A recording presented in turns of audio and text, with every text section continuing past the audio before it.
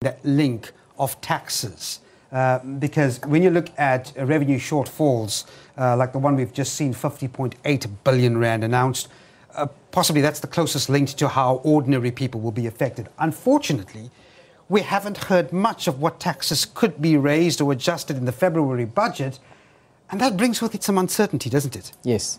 So if we're 50.8 billion short and tax rates are going to go up because the profits are lower, so we're going to tax profits more. There's been no comment on, is it VAT, is it income tax, is it capital gains tax, personal taxes. So there's no clarity in terms of that, not even in the medium-term budgetary policy statement document. So it's quite grey there.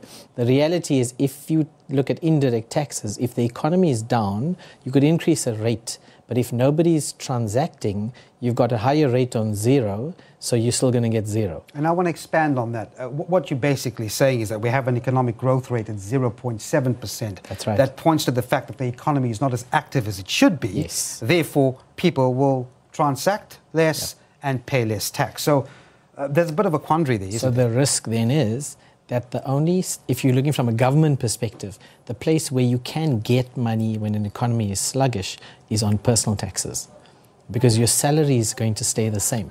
So if I take your salary and I tax more of your salary, then the government is going to make money regardless of consumption, spending and trade. So what you're going to find, we're at 45% on the max tax bracket.